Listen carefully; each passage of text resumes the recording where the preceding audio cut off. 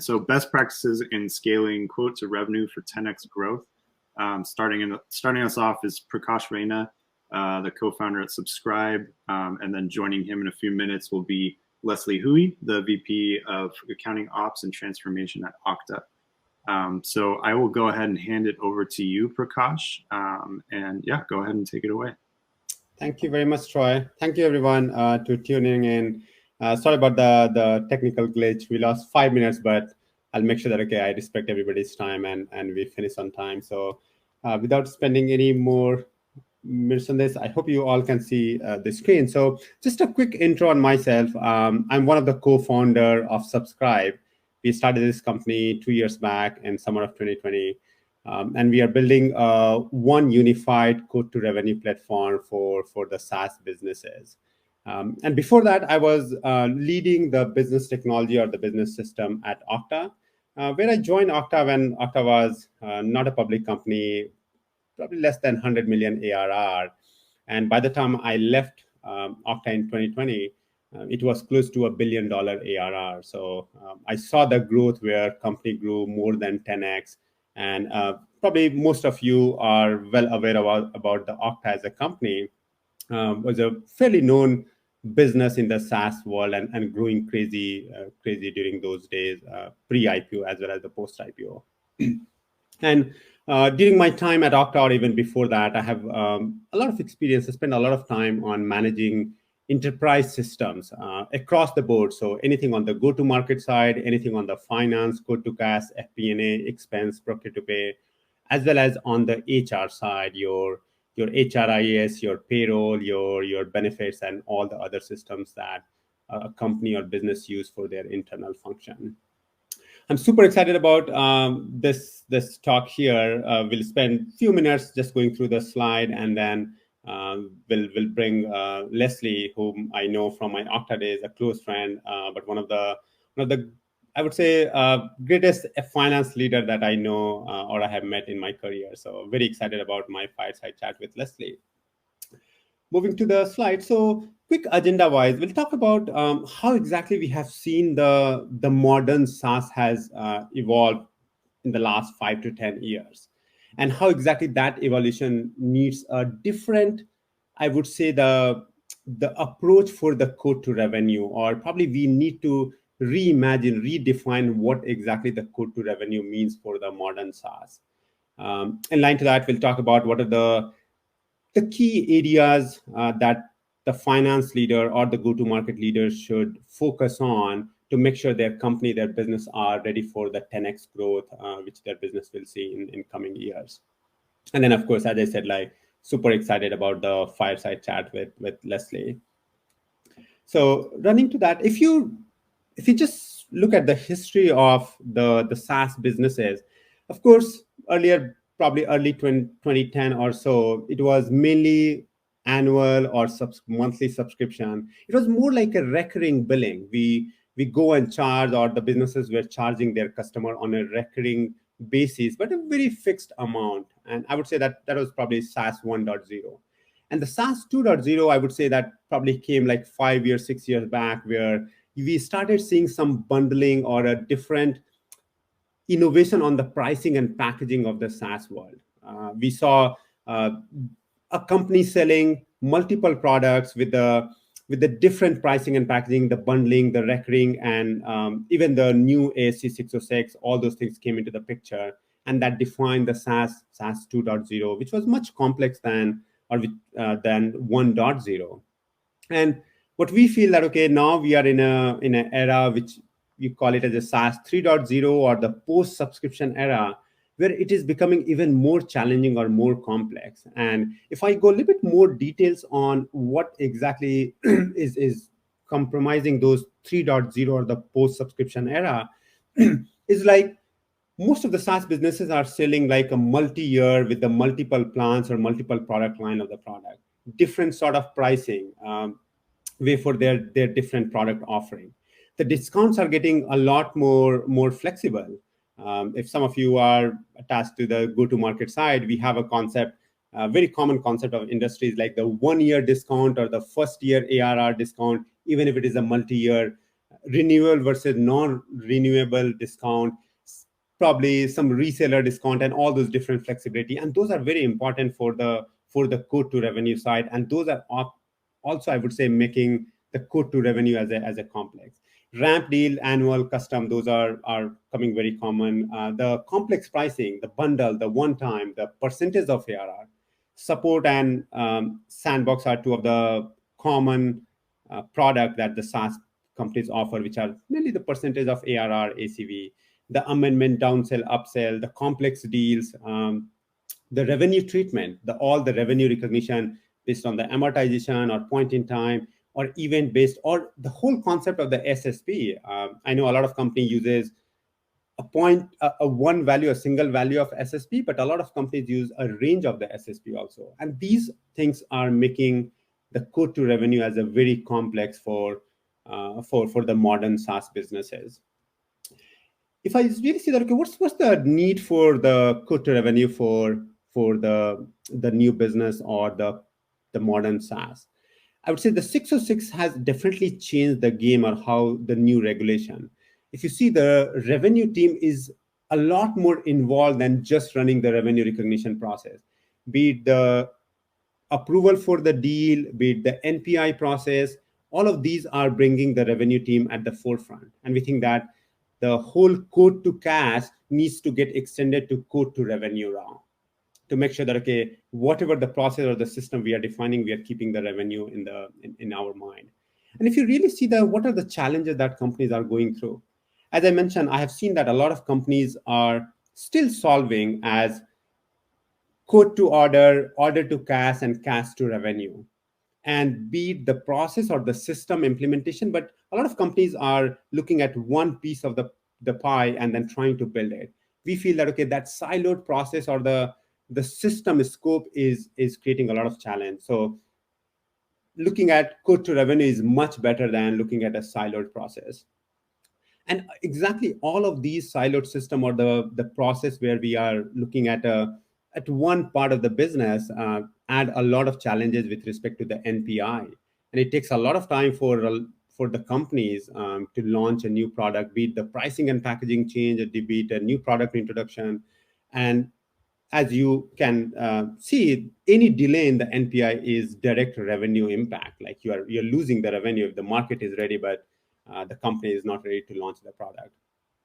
And the other aspect, which is very close to CFO and the finance leader, are the book closing. And it takes weeks and weeks. I know a lot of great companies where it is still very manual, very labor intensive, and it takes a lot of time. How can we think about making that easy? And revenue, if you really dissect that, what is taking all the time in the book closing, you would very often find that the revenue side is the longest pole in the whole cycle. Moving to next. So what are the different things that we can do to support the 10x growth? And I would say the governance and control should be the core of any process or system implementation. When the companies are small, probably those are not really a concern, be it the audit need, be it the compliance need, because you are not going to the street, or you're not a public company. Maybe you don't have the internal auditor. But once the company grow up, become a public company, or even before that, those things become a very critical. So have that mindset of the control and governance is very important. As I mentioned, like the siloed process does create a lot of challenge. We often solve just one challenge, but don't think about the overall, and that creates a challenge with respect to the operational efficiency. So probably we should avoid doing that. I have heard about many times like the source of truth for the revenue data, the ARR, the booking details, and all. The source of truth, the core reason for the source of truth issue is because we are storing the same data in the multiple system. If the same data is not in the multiple system, of course, there is no question about the source of truth. So we should always question that, okay, why we are duplicating the same information in the multiple system, which cause the source of truth of issue. And going back to the quoting, billing, and rev rec, like expanding the quote to cash to quote to revenue, any decision, be it the process, be it the system, NPI, anything, the sales process you are thinking about, thinking end to end is definitely the key to success in a long-term goal. So that's more on the process side. If I come to the system, I would say we should always look for the system which is scalable. Today, as journey of 10x growth, the most common way that people use or the SaaS businesses goes is expanding into the new market, maybe geographical expansion, maybe M&As, and all of those needs the system scalability. So how should we think about what if tomorrow we launch the product or we start selling in two different currencies? How does the system or will the system scale for that need? Siloed, as I mentioned, like thinking through the one system, the unified definitely helps in a long run. Best of the breed approach in related to that probably may not be always the best solution. Best of the breed does mean that we are now having multiple systems talking to each other, different data model, custom integration. All those things add challenges to the operational process. So avoiding those is definitely the key to the success. And last but not the least is the ease of use is super important in the enterprise businesses. I think there is a lot of new technology in the enterprise side who are focusing on the UI or the user experience wise, because when you talk about the time or the cost and the revenue side, if the team is able to use system efficiently and quickly, that is a direct impact to the time saving and of course the cost and the revenue wise. If I go next, I think that's all I have. I know we all are super excited to have a chat with Leslie and learn from her. So welcome, Leslie. Thank you for joining us. I'm super excited to spend a few minutes with you and talk about your experience. So yeah, good to be here. Yeah, I'll start with maybe you can go through a quick intro, but you have been with Okta for a few years, like 7 years. And during that period, of course, Okta grew probably less than 100 million ARR to, I was looking at the last result, it is expected to be more than 1.5 billion, 1.5 billion revenue. How would you describe your life there or your role there, your journey? It's been a journey. I never thought that I was going to be at Okta for 7 years, and so we've gone through multiple evolutions of that journey. And I know sort of the generic saying is, well, it's been a roller coaster. You know, you have your ups and your downs, but it's so true. So rather than sort of relying on that analogy, I'd think of it as like more of an expansive theme park concept where you have different roller coasters that you get on. And earlier on, when you go into that park, you're super excited. It's kind of like a choose your own adventure about which roller coaster you want to get on.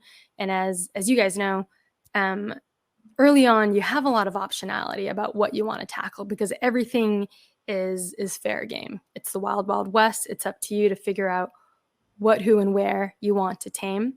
So initially, right, it's the roller coaster of, well, how do I build out things in Excel, right? I'd sort of call it the Excel roller coaster. It's right. How much complexity can you build into a single mega workbook, right? And so you bring on people that are Excel savvy and they build you these awesome models that, as you know, is error prone, but that in and of itself is a roller coaster, figuring out what's going to be auditable, how are we going to make this work? How do you first start adopting, going from cash accounting oftentimes when you start a young company and starting to adopting various pieces of GAAP.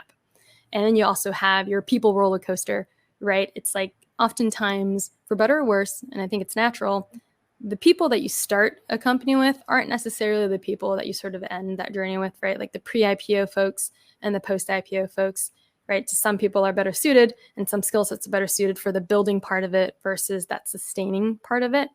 And so as you go through that journey, that in and of itself is a roller coaster full of discoveries, but also hard conversations and just acknowledging where and when people have either outgrown a company or not. And then, of course, you have your processes and your systems, which arguably is the biggest roller coaster full of the ups and downs. I would argue more downs than ups a lot of the time. But as you go through that SOX journey, the automation journey, all of that sort of feeds hand in hand. And ultimately where we are now, we're still a theme park. It's still a whole bunch of different roller coaster rides. Now it's sort of riding the wave of, new product introductions into the marketplace, finding new streams, new and exciting streams of revenue. But currently our focus is on continued growth, but also scale. Like so many of my conversations today are all about process and automation. Wonderful. And you mentioned about the different skill versus the pre-IPO, post-IPO, the folks changing. How has your role changed between this 7+ year journey when you started versus what you're doing right now? All right, I'll try to lay off the roller coaster analogies for now. But when I first started Okta, I was hired to build out our revenue accounting and our revenue operations teams. So revenue operations being defined as order management, billing, and collections. So when we first started, we were just we were beyond cash accounting, but we were really just sort of doing basic amortizations of subscriptions. And so with that, at the time it was 605, we hadn't adopted yet. So it was figuring out, well, how do we start adopting that? And with that came building. So my focus early on was being a doer, a creator, a builder, an educator, right? A lot of it was working with folks that hadn't really had to deal with or manage an accounting presence before. And this is sort of our first step as an accounting organization into that go-to-market space, right? Previously, it was sort of like, okay, you sign your deal, you send it over to us, we'll sort of do our thing. But certainly as we were starting to grow, really had to make those introductions with the go-to-market team, specifically our deal desk side, and helping educate them on starting to create parameters around, why certain deal features are good, why other ones may be suboptimal from a revenue perspective. So building playbooks and establishing rules of engagement, that was super, super critical early on. And I lived Excel. Everything was just about what can I put into a spreadsheet so that we're not having to do it in an even more manual fashion. So, the question is, how has that changed over the years? Whereas before I really prided myself in being the SME of something and really being able to be that person in the room that could speak to whatever that specific RevPro configuration was or that customization that we did, or, hey, there's something weird with this prospective reallocation and I know exactly what's driving it. I'm definitely not that person anymore.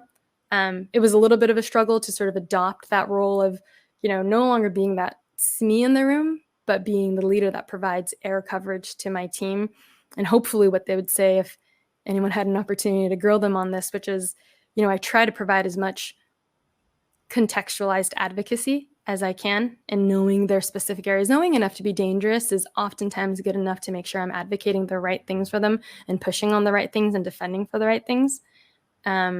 So I would sort of say that's how my role has changed over the years. And I think one final point is, I think before it was really easy to focus on, what was in the best interest of my specific team and sort of push off if something was too manual. But certainly as the company's grown and as I've grown in my career here at Okta, you often have to juggle between which hat you're going to wear. Is it going to be the company hat, or is it going to be your specific team's hat? And I'm not saying it's always in conflict necessarily, but sometimes, right, under the name of flexibility and agility and wanting to enable the business to trial certain things, certain partnerships, certain different ways of selling things, oftentimes because it's beta, you're not really fleshing out the downstream systems. So what that means is on the quote to cash accounting side, you tend to take on some of that burden and we'll manually deal with this until it reaches critical mass. And that critical mass question is always, you don't know when that's going to be. And so if you don't sort of provide guardrails around that, it could get out of control really fast. And so it's balancing, how do you enable the growth and support that growth while protecting your team? And so oftentimes I feel like I'm juggling that now. Great. And in line to that, I saw that, now your title also has a finance transformation, or a leader in the finance transformation. And I have started seeing that the title or that role popping up in many other tech companies or the growing SaaS companies. How would you say, and whenever I speak to the folks that they are on that title or taking care of the finance transformation org, one of their core area is the code to cash or the code to revenue side. And in many of my discussion with the finance leader, that's one process that keeps them very busy, or they keep them on the toe, or that's one area where they are always struggling with. Versus all other part of the businesses, what is happening within their umbrella. Why so? What's so special about the quote to cash or quote to revenue? What's so special about quote to cash and quote to revenue? I mean, if anyone's seen my background, I'm a little biased. I think it's one of the most important areas. I think some of it's sort of some of it's kind of obvious, right? It's like, well, it's where revenue is. It's top line. It's where a lot of your investors generate their interest. It creates the metrics that come out of your quote to cash or quote to revenue process.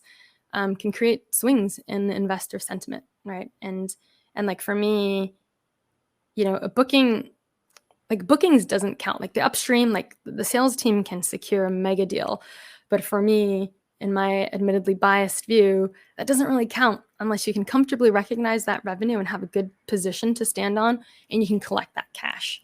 Absent those two things, as mega as that booking might be, and as awesome and flashy as it might be to have a very specific logo, if it ultimately falls to the wayside at the very end, and by the end, I mean our process and how we secure that and recognize that revenue and collect that cash, doesn't really mean anything to me. And so like all of this is an end-to-end view, right? It's the reason why it's important, hopefully, is obvious, but the reason why it takes so much time and why it's so time consuming is because, quote to cash touches like a multitude of teams. You have, and I think of that, you have your go-to-market organization, which is massive, right? It's your sales, it's your customer success, it's renewals, it's your professional services. And you also have finance, which is a major stakeholder in those systems. And at times, there's a little bit of a duality there and a little bit of I'd like to call it a healthy tension about what each team's respective objectives are. And again, it doesn't mean it necessarily has to be in conflict, but sometimes it is in conflict, right? Like sales is going for velocity, securing big deals, big logos. And I don't care what anyone says, the most creative people on earth are arguably salespeople, right? The things that they're able to come up with, some of them are frankly ingenious, and others are like, oof, that's gnarly. I don't think we can recognize revenue on that. And then whereas you have, my teams, which is revenue operations and previously revenue accounting, and that was really focused on, okay, like we want something that's going to be in compliance with the ASC 606 standards. We want to be able to back all of this stuff up, and we want it to be reportable, auditable, and defensible. And sometimes those just don't work together. And so you have a single process that's meant to fulfill the needs of both of those teams and organizations. And so even if you have disparate systems in that, so maybe you have one for quoting, one in your ERP for sales order and invoice management, and one on the revenue management side, it's still one single process. And to be able to think of a single process that basically fulfills the end-to-end objectives of two things that may not be necessarily complementary to each other is incredibly difficult. And Prakash, as you know, and we've dealt with in our past at Okta, it's this octopus effect and also like a butterfly effect of a single change that happens upstream and the ripples that creates downstream for your teams and your systems. Having to be mindful of all of that at once and all the dependencies within a system, it is a beast to figure out, which is why it's also, not only just one of the most critical areas, but also one of the most complex areas that I can think of within this space. Great. I love your statement that the salespeople are the most creative. I think they become most creative during the quarter end, and also that creativity goes a lot up during the quarter end. It's where their genius peaks, is that quarter end. Yeah. So the quote to revenue or quote to cash is a concept from a long time. Every side of the company think about that. But do you think the process changes a little bit, like from the companies that are small or mid-market, or if I categorize just as a pre-IPO versus post-IPO? Do you think that the scope of the process or just the definition of the process or what exactly make it more complex or easier, those factor changes when the companies are pre versus post-IPO? Yeah, I mean, I think, and is the question about what considerations you make, or just generally how things change when you go from pre to post IPO? Do you think that the process changes or it become more complex, or between pre and post IPO? Yeah. I mean, definitely things change. The standards change. And not accounting standards, but the standards by which you hold yourself changes, right? It's like earlier on in the analogy I used about choose your own adventure, you can tackle whatever you want. And as long as, and sometimes it matters what order you tackle things in, but oftentimes it doesn't, as long as it gets tackled by the time you get to IPO. But certainly early on, you have a lot more latitude to experiment with things. You have more latitude to say yes to sales, post IPO. And again, initially, it's all focused on building and establishing policies and processes. Post IPO, things get a lot more visible, right? You have to start thinking about SOX and controls, right? It's like there's nothing as painful as trying to get your Salesforce instance to be compliant with SOX and thinking through all of those IT general controls. Oh my gosh, it is a total nightmare. And you have tighter timelines and deadlines. Again, some of the stuff is maybe obvious to some of the folks listening in, but certainly the idea that you can make mistakes pre-IPO and you can sort of deal with it, just sort of like restate, open up NetSuite or open up QuickBooks and sort of fix those numbers. And once you're public, you run the risk of your mistakes becoming public, right? You have different thresholds, different things that become obvious to your internal stakeholders, the board, and at worst, the external investor community if you've made a mistake. I think the focus for us, as I mentioned earlier on, is, it's still maintaining an eye on growth, certainly, but it's also thinking through how do we scale? Like scale is the number one word I feel like I'm using week after week, which is also scale and standardization, but also having to balance at what point does standardization come in the way of growth and wanting to enable both. That tends to be, again, healthy tension, healthy conflict of having to balance that. And so, I think ultimately things sort of go for the better, certainly once you become public, whereas previously I wouldn't say that accounting has like the loudest voice in the room sometimes. When we get to the point of post-IPO, accounting and finance certainly have a stronger voice and a seat at that table to be able to say, that's not going to work because of XYZ, because it's going to botch our reporting here, or it's going to impair our ability to close within 3 days, or whatever it is. And that empowerment for the finance organization post-IPO is tremendous. And it should be something that's wielded carefully and thoughtfully, but it certainly happens. And we saw that pivot and shift with Okta. Great. We spoke a lot about the challenges or the issues or the nightmares with the process and all.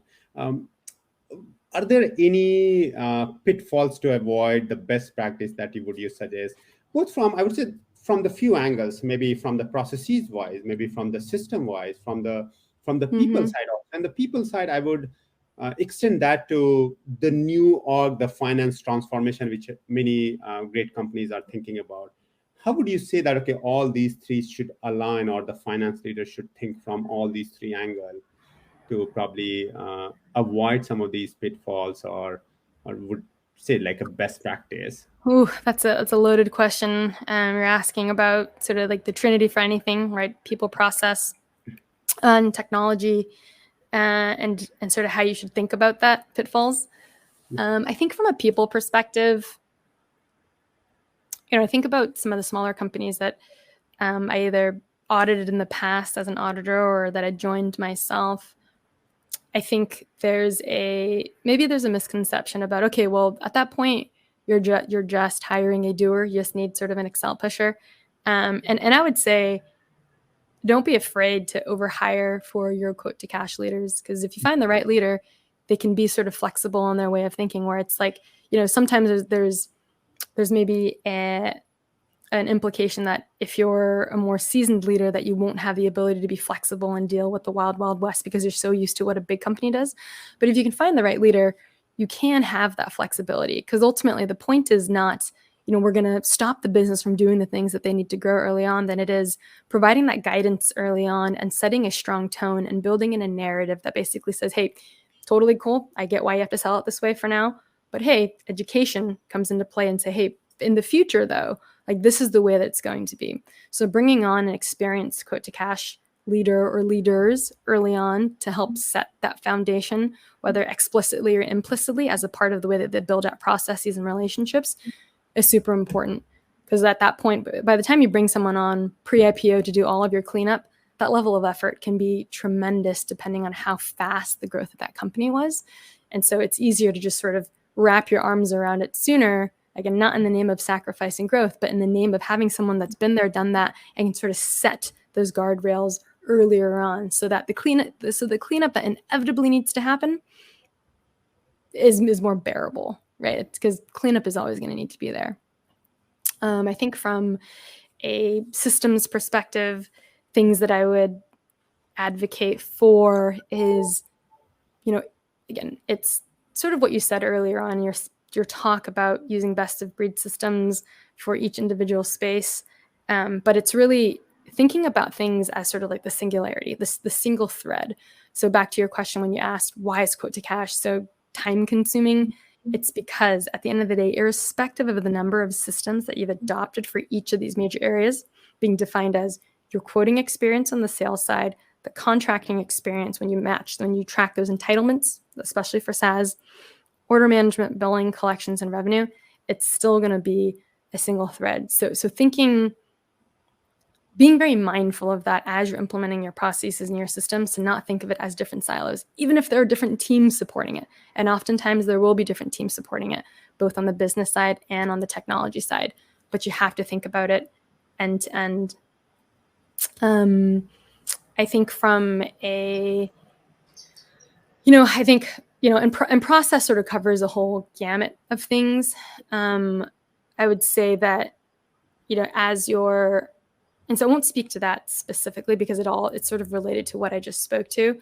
But I would say that, early on as a finance leader, I would encourage, as your company is starting to consider, what tools they want to start using on the go-to-market sales side to enable that, make sure you get a seat at that table. Make sure that you were part of that CPQ decision. Sometimes there's a misconception that a CPQ, that's a sales tool. We're good. That'll just flow into our ERP or whatever it is, and we'll just deal with it. Nah, like this is a single thread. Whatever they're feeding upstream on that CPQ side, it's going to feed into your system and ultimately inform the data and the quality of data that's flowing through to your sales orders, invoices, and your revenue tool. So make sure you are proactively ensuring that you have a seat at that table and a part of that decision-making process, and provide your requirements. And I would say, like, not everyone agrees with me on what I'm about to say next, but which is, as you're evaluating systems and also your processes, I would almost go backwards from what your revenue requirements are. And again, that might sound a little myopic, but your revenue system is ultimately going to be your life. But that's what people are going to be looking at, and you can't get that wrong. So understanding how data should look like from a revenue perspective, not only just how to feed into a system, but also what's going to enable future state reporting for your revenue team, for your FP&A teams, et cetera. Being able to work backwards from those requirements, then inform some of the upstream requirements, is going to save you a whole ton of pain later on. And being able to sort of have that drive some of those requirements and decision-making is going to be invaluable, I think. Wow. This is so great, Leslie. I have so many questions, and I think every time I talk to you, I think I learn some new things. But I want to make sure that we are giving time for the audience also. Mm-hmm. I'll keep my question in the back pocket, and we'll see. But Troy, I'm not sure if you're here, but yeah, we can spend some time. We can open for the audience if there are any questions from anyone. Let me see if I can see anything in the chat.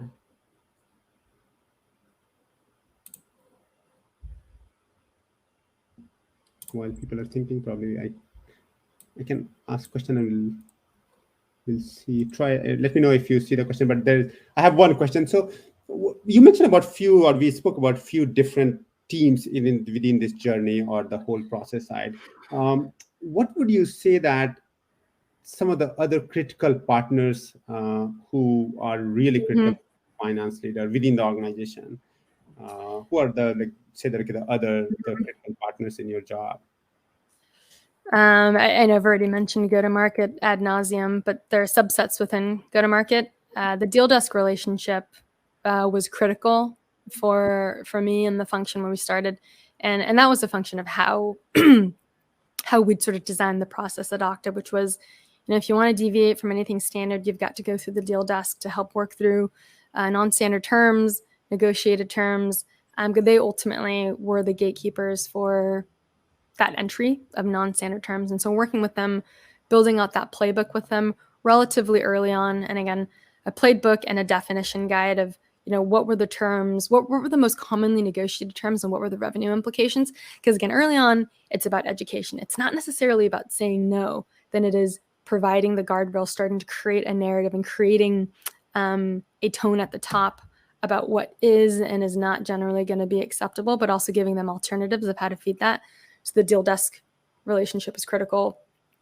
Not enough can be said about the relationships with your business technology team or your IT team, right? Having trusted partners on that side to be enablers of what your vision is going to be, technology and process-wise, can't be overstated. The investment of time with that team as well for them to understand the functional business process so that they can, as they're solutioning, help you think through those pitfalls and how things should look. I think that's been critical to my journey here at Okta. And this spans all across, right? Like your IT team is broad. So I'm talking about literally establishing relationships with your architects, your business system analysts, your developers, and your integration teams. And I'm sure there are people beyond that. But I sort of think of those 4 pillars and how I want to tackle that. And you also have your legal team and your external auditors. Like it's important to have a good relationship with them. Great. We have one question from the audience. I think we spoke about this, but yeah, if there are any factors that you want to. So what factors should I consider when evaluating quote-to-cash system? So. Something that I'd said at the onset was, ideally, if you're able to work backwards from what your revenue requirements are going to be, because those tend to be some of the most specific and stringent, and in terms of, again, allowing the system to recognize, but also your reporting requirements. So if you work backwards from that, and thinking about, from a quoting perspective, some of it's obvious to certain people, which is like for the sales team, they basically want the ability to have flexibility and to quote whatever, whenever, and however many versions that they want in the click of a button. And so needing to ensure that user friendliness and transparency in how that system works is going to be important. I would also say, look for a tool that out of the box supports your most common use cases. And that out of the box functionality is critical because anything that's not out of the box basically becomes a customization. And sort of one of the last positions you want to be in, and I think this is very common, is that you end up Frankensteining a system that is doing things that it wasn't necessarily designed to do. And the maintenance and the regression testing that takes place any single time you implement a change thereafter becomes a total nightmare. So I would think about that. And also, again, something that's not super palatable always to sales, but important to finance is think about long-term auditability and compliance with your policy, right? That goes to, how robust is your approvals workflow engine? And that's true not only for discounts, but also for your ability to put in non-standard terms, as well as the reportability and auditability of that. And I think those are all important things. Great, wonderful. We're on time, but I think I have one more question. We can cover that probably. How should you can see on this also, but how should I think about headcount planning? What are the best practices in hiring for quote-to-cash, and how does that change over time? I think, what I said earlier on about not being afraid to overhire for your QTC leads, that's going to be foundational if you have the ability to do that and you have the budget to do that. I would also say succession planning is really key. When I think about the quote-to-cash systems that we have, we really rely on a very small subset of SMEs to keep the business going. And one thing that I know that I need to personally do better is that succession plan. If that person leaves, they take all of that knowledge and experience with them, and there really isn't a next person in line to step up and understand the nuances of that system and process. So that's going to be critical, is making sure you have proper succession planning. And I would say, and I recognize this isn't necessarily specific to quote to cash, but I think it's as you're building quote to revenue or quote to cash, it can be taught. in the way that I sort of think through when I'm interviewing candidates, especially at the senior manager or the senior accountant or the manager level, it's, even if they don't necessarily have a whole ton of revenue experience or quote to revenue experience, that because that can be taught, I'm looking for the X factor in a candidate that can clearly articulate their experience, articulate a process, as well as just sort of their ability to just sort of stay on top of things and manage a project or stakeholders. That's the stuff that's harder to teach because some of that's just sort of innate in how people organize their thoughts. And lastly, finding people that care about why they're doing something and not the mechanics. Too often we've had mistakes come through because someone did something mechanically and didn't recognize that something was off in their data set. Wonderful. We are right on time. I want to respect everybody, but thank you so much, Leslie. There's so many great things that we heard today. Thanks again for your time, and probably Troy, you can guide us what's next. Yeah, thank you both, Prakash and Leslie. We really appreciate your insights on this subject. So we really appreciate it. Thank you very much, Troy. Thank you. Leslie. Yeah.